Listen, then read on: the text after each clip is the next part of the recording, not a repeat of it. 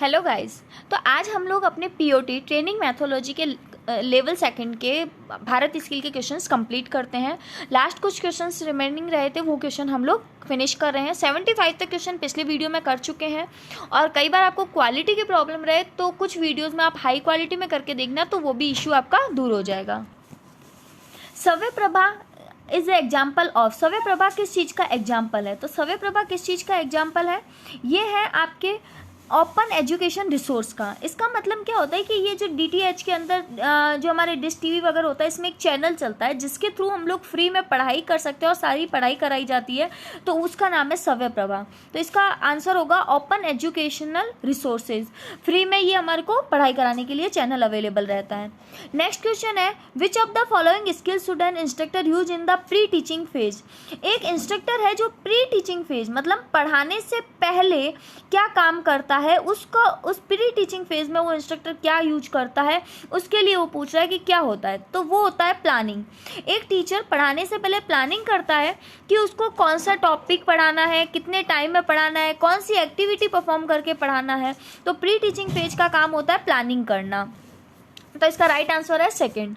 Next question है, which of the following can be use an instructor to improve him her self. कोई instructor है, उसको अपने आप को इम्प्रूव करना है, तो वो कैसे अपने आप को इम्प्रूव करेगा? खुद को इम्प्रूव करने के लिए वो क्या करेगा? तो खुद को एक टीचर क्या होता है, एक इंस्ट्रक्टर है, उसको उसका स्टूडेंट हमेशा शो करता है कि उसका स्टूडेंट कैसे परफॉर्म कर रहा है, वो उस टीचर की सक्सेस या फेलियर होती है। तो उसको क्या करना चाहिए, अपने स्टूडेंट्स का एक एग्ज़ाम लेना चाहिए और एग्ज़ाम के बाद में उनको रिजल्ट का एनालिसिस करना चाहिए, रिव्यू करना चाहिए कि कैसा रिजल्ट आ रहा है। रिजल्ट अच्छा आ रहा है तो इसका मतलब बच्चों को पढ़ाई समझ आ रही है, रिजल्ट ख़राब आ रहा है इसका मतलब उनको पढ़ाई नहीं समझ आ रही है। तो उस चीज़ में इम्प्रूवमेंट करने की या कौन से टॉपिक में इम्प्रूवमेंट करने की ज़रूरत है, वो सब फोकस करना चाहिए। तो इसका राइट आंसर होगा review and by analysing student result after an exam. मतलब बच्चों का एग्जाम लेके और उनका रिजल्ट को एनालिसिस करके खुद का इम्प्रूवमेंट करना चाहिए। नेक्स्ट क्वेश्चन है, Mr. Sharma saw the sunflower plant in a class and asked student to observe the changes in the position of the flower in relation of position of the sun. तो Mr. Sharma can co-related and make the learning activity by. Mr. Sharma ने एक sunflower सूरजमुखी का पौधा अपनी class में रखा और वो बोल रहे कि सन सूर्य के अकॉर्डिंग उसकी क्या क्या पौधे की एक्टिविटी में चेंज हो रहा है, आप इसको ऑब्जर्व करो। तो ये कराने का उनका मकसद क्या था? तो ये कराने का उनका टारगेट था कि वो मोटिवेट करना चाहते थे स्टूडेंट्स को कि वो अपने क्वेश्चंस बनाएं, क्वेश्चंस को अपने ऑब्जर्व करें और रिसर्च की तरह दिमाग चलाएं कि कौन सी चीज़ क्या हो रही है या क्यों एक्टिविटी ये परफॉर्म हो रही है, ये चीज़ को रिसर्च करने का उनका माइंड करें। तो इसका राइट आंसर होगा फर्स्ट। नेक्स्ट क्वेश्चन है, identify which of the following is an example of creativity. Creativity का क्या चीज़ एग्जाम्पल है? तो क्रिएटिविटी का मतलब होता है कि जो नॉर्मल काम है उससे या नॉर्मल चीज़ें उससे हम लोग कुछ यूनिक करें। तो देखो, जैसे नॉर्मल काम है, जैसे analysis data to find pattern, तो पैटर्न करने के लिए खोजने के लिए हमें एनालिसिस तो करना पड़ेगा, तो ये नॉर्मल काम है। सॉल्विंग प्रॉब्लम क्विकली, किसी प्रॉब्लम को जल्दी से सॉल्व करना, ये भी नॉर्मल है। फॉलोइंग ए प्रोसेस, किसी प्रोसेस को फॉलो इन करना, ये भी नॉर्मल काम है। But using newspaper to wrap articles, अगर हम लोग कोई न्यूज़पेपर रैप करते हैं आर्टिकल्स में, तो न्यूज़पेपर का मेनली काम होता है न्यूज़ पढ़ने के लिए हम लोग यूज करते हैं, मगर उसमें हम लोग कोई सामान को पैक कर रहे हैं, तो ये हम लोग क्या कर रहे हैं, कुछ क्रिएटिविटी दिखा रहे हैं, उसका कुछ यूनिक यूज ले रहे हैं। तो इसका राइट आंसर हो जाएगा फोर्थ ऑप्शन।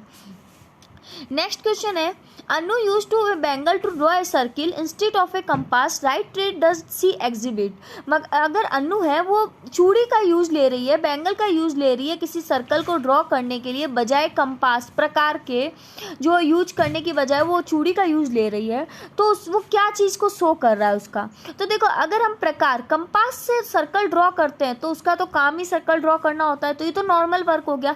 मगर चूड़ी से हम सर्कल ड्रॉ कर रहे हैं, मतलब हम कुछ क्रिएटिविटी दिखा रहे हैं, तो अन्नू इसमें क्या है, क्रिएटिविटी दिखा रही है। तो इसका राइट आंसर हो जाएगा फर्स्ट ऑप्शन। नेक्स्ट क्वेश्चन है, एक्सपांड ADDI ए popular instruction designing protocol model. जो ADDI है वो एक प्रोटोकॉल मॉडल है, तो इसका फुल फॉर्म क्या होता है मैं आगे भी आपको बता चुकी हूँ, वापस देखते हैं। ADDI का फुल फॉर्म होता है analysis, design, development, implementation and evolution.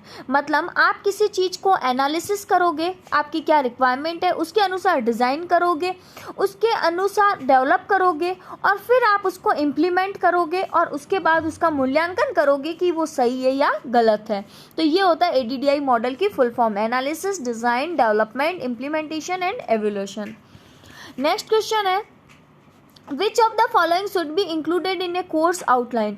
एक कोर्स की आउटलाइन में क्या क्या चीज़ों को इंक्लूड किया जाता है। तो देखो कोर्स आउटलाइन क्या होता है, जब हम लोग कोई सिलेबस बना रहे हैं, कोई कोर्स बना रहे हैं, तो हमारा एम क्या होता है कि उस कोर्स का बनाने का मकसद क्या है वो पूरा करना। जैसे हमारा CITS का सिलेबस बन रहा है, तो इसमें CITS का है कि एक हम अच्छे इंस्ट्रक्टर बन सकें, तो इंस्ट्रक्टर के गुण करने के लिए हमें POT सब्जेक्ट को डाला गया कि आप पढ़ाने की प्रैक्टिस ऑफ टीचिंग कर सकें, आपको पढ़ाने का तरीका पता हो।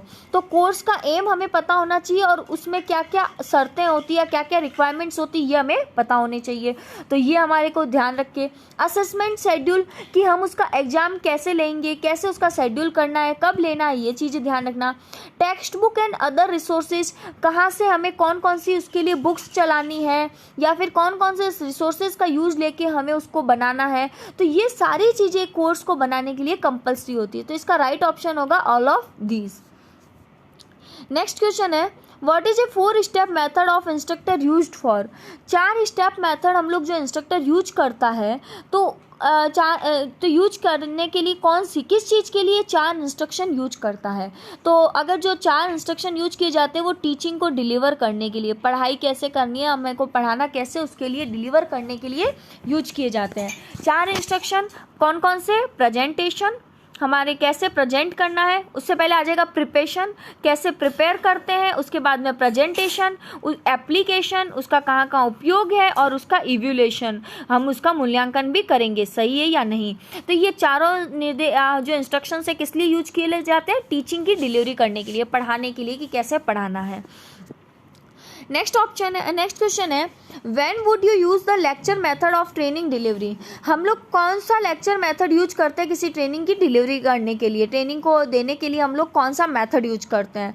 तो देखो अगर हमें लेक्चर मेथड, नॉर्मल हम लोग लेक्चर मेथड कब यूज करते हैं, आप नॉर्मल क्लासरूम में भी जब बैठते हो तो आपका टीचर आते हैं और आपको कुछ लेक्चर देते हैं, वो उनकी ट्रेनिंग का पार्ट होता है लेक्चर देना। तो वो तब देते हैं जब हमें किसी नए कंसेप्ट को समझाना होता है, नए कंसेप्ट को परिचय कराना होता है।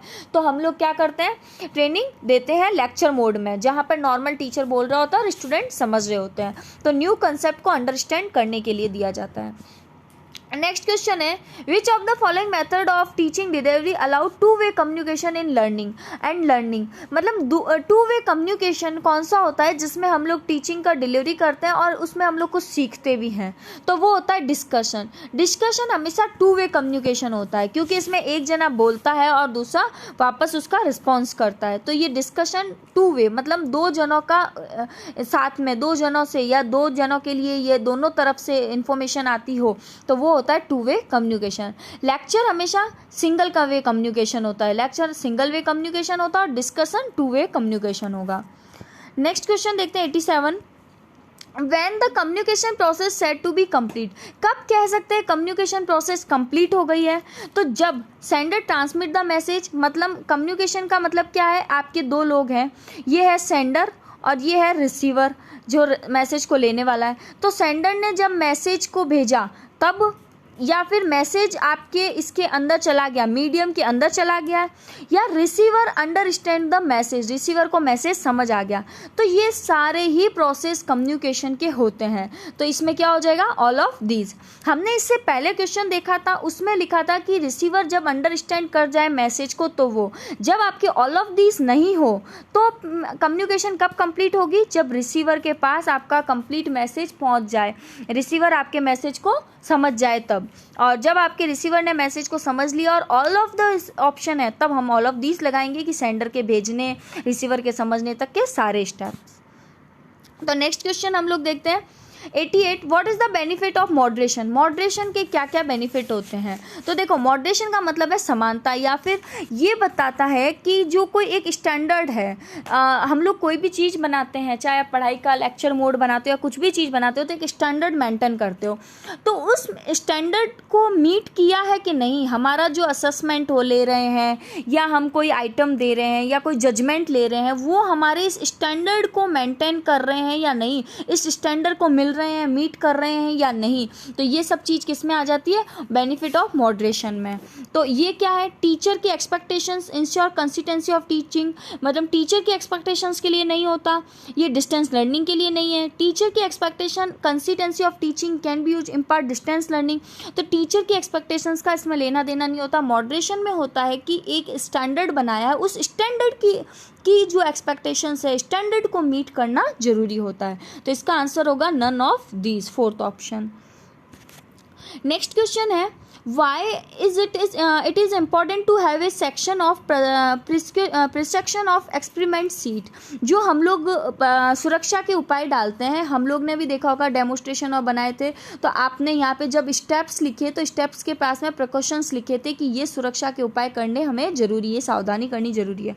तो हम ये वाले स्टेप्स क्यों डालते हैं, ये इसलिए डाले जाते हैं क्योंकि ये बताता है कि आपके ये रीजन हो सकते हैं फेलियर होने के, कुछ काम में बाधा डालने के, तो इनको स्टेप्स को इनको फॉलो करके हम उस बैरियर से या उस प्रॉब्लम से फेस होने से बच सकते हैं। तो ये होते हैं कि रीज़न होते हैं फेलियर होने की, ये list of possible reasons of failure के होते हैं। तो अगर हमें फेलियर होने के रीजन पता होंगे तो हम उन फेलियर होने के रीजन को रोक भी सकते हैं। जैसे सॉफ्टवेयर इंस्टॉलेशन का ही अगर हम देखें तो सॉफ्टवेयर इंस्टॉल में हमें ये ध्यान रखना है कि उसकी प्रॉपर सारी फाइल इंस्टॉल हो जानी चाहिए, बीच में हमें प्रोसेस नहीं रोकनी है।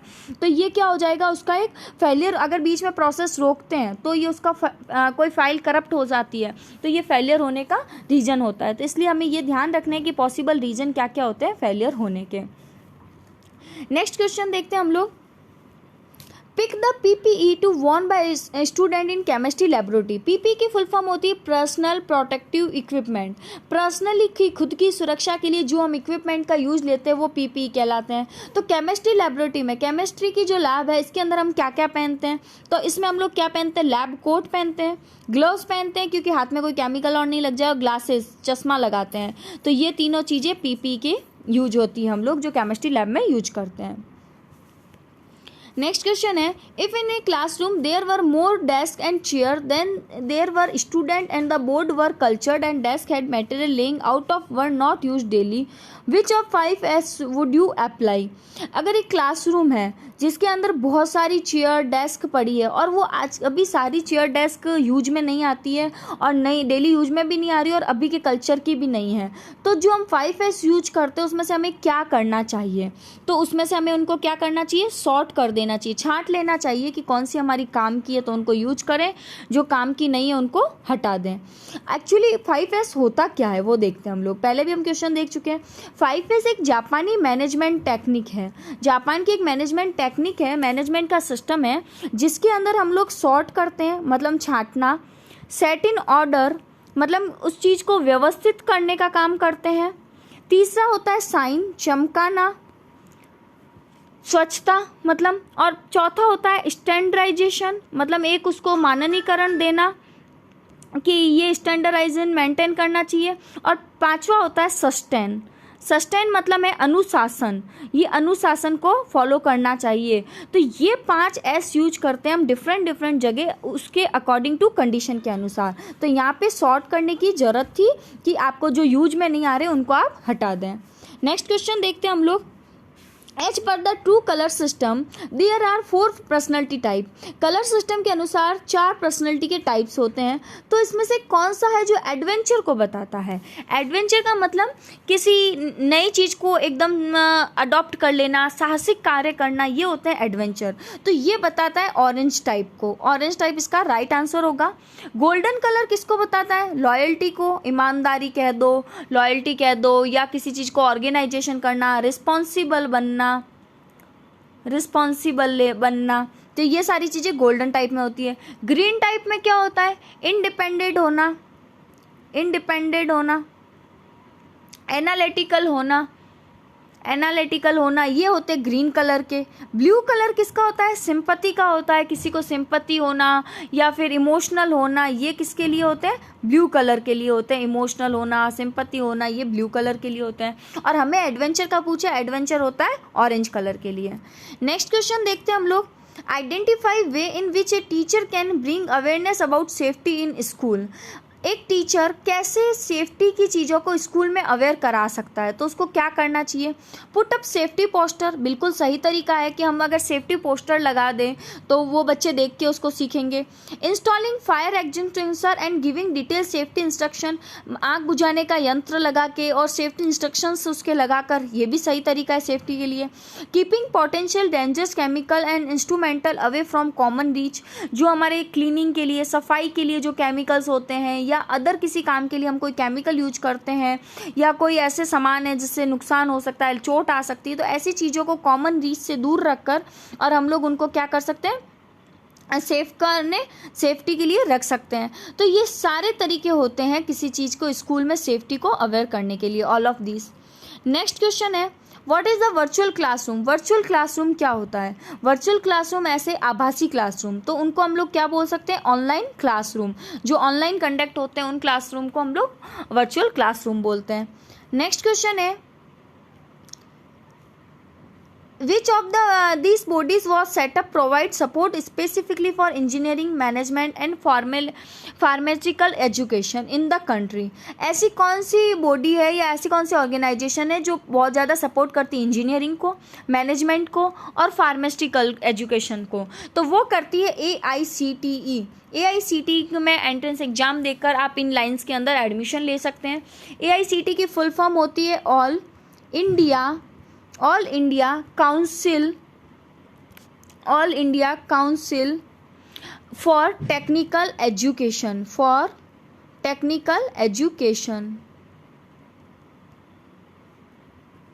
All India counselling for technical education. AICTE की फुल फॉर्म होती है all India council for technical education, ये AICTE की फुल फॉर्म होती है। नेक्स्ट क्वेश्चन है, as per the 5-factor theory, these of this characteristic display by pupil in the group opponents। जो 5 factor होते हैं थ्योरी के, उनमें से कौन से कैरेक्टराइज डिस्प्ले होते हैं प्यूपिल के इन द ग्रुप में? तो अगर हम लोग एक ग्रुप में अगर सोचें और काफ़ी फैक्टर्स लेकर चलें तो वो कौन क्या काम कर सकते हैं, क्या प्रदर्शित कर सकते हैं? तो वो इमेजिनेशन, इंसाइट, कल्पना और अंतर्दृष्टि को बहुत अच्छे से प्रेजेंट कर सकते हैं। तो इसका राइट आंसर होगा फर्स्ट ऑप्शन। नेक्स्ट क्वेश्चन है, define non performing asset. Non performing asset को कौन डिफाइन करता है? तो देखो, नॉन परफॉर्मिंग असेस्ट होता क्या है?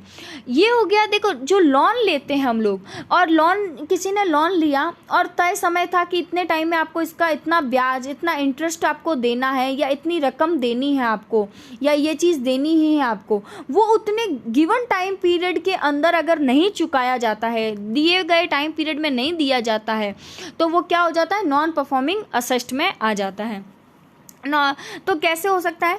ये इसका मतलब क्या हो जाएगा कि आपने कोई 2 महीने, 3 महीने या कुछ लिमिटेड जो टाइम दिया है, उसमें ब्याज की जो बकाया राशि, इंटरेस्ट की जो पेंडिंग राशि हो जाती है आपके, तो वो नॉन परफॉर्मिंग असेस्ट में आ जाती है। तो ये लोन और advance which the principle of interest payment remain our due for period of 90 days. जो हमारा लोन या एडवांस का जो पेमेंट होता है वो 90 डेज के लिए जो होता है उसको नहीं चुकाया जाता है, तो उसको हम लोग क्या बोलते हैं? नॉन परफॉर्मिंग असेस्ट बोलते हैं। Second option. नेक्स्ट क्वेश्चन है, what is a BC ratio used to assess. BC ratio क्या होता है? तो BC रेशियो क्या होता है? Cost benefit analysis. Cost benefit analysis, कोई भी प्रोजेक्ट वगैरह बनाते हैं तो हम उसका कॉस्ट और बेनिफिट एनालिसिस निकालते हैं। मतलब इस प्रोजेक्ट को बनाने में हमारी कॉस्ट कितनी आई है और उस पर हमें बेनिफिट कितना हो रहा है, इसका जो एनालिसिस निकाला जाता है उसको बोलते हैं BC का रेशियो। नेक्स्ट क्वेश्चन है 99 एंड लास्ट क्वेश्चन हमारे भारत स्किल के POT क्वेश्चंस का। Select example of social network that can be use for learning. ऐसे कौन से सोशल साइट्स होती है जिनको हम पढ़ाई के लिए भी यूज करते हैं? तो व्हाट्सअप, आप देख रहे हो आजकल तो व्हाट्सअप ग्रुप में बहुत ज़्यादा चल रहा है। लिंक्डइन, जिसके अंदर आप ऑनलाइन आपके जॉब सर्च कर सकते हो, क्या रिक्वायरमेंट्स है ये सर्च कर सकते हो, स्टडी से रिलेटेड कर सकते हो, तो ये सारी चीज़ें हो जाती है व्हाट्सअप एंड लिंक्डइन के अंदर। तो गाइज, इसके साथ ही हमारे भारत स्किल के क्वेश्चंस कंप्लीट हो गए हैं POT पीओटी के। इसके अलावा जो पीओटी के इंपॉर्टेंट क्वेश्चंस हैं मैं वो लेकर आऊँगी, और एंडिंग में मैं 250 का एक कराऊँगी क्वेश्चंस का, जो शास्त्री या ये भारत स्किल्स के अदर जो क्वेश्चंस है वो भी करवाऊँगी। तो अगर आपको ये वीडियो हेल्पफुल लगता है और आपको ऐसे वीडियो की और रिक्वायरमेंट है तो प्लीज़ चैनल को सब्सक्राइब करें, वीडियो को लाइक एंड कमेंट करें। Thank you.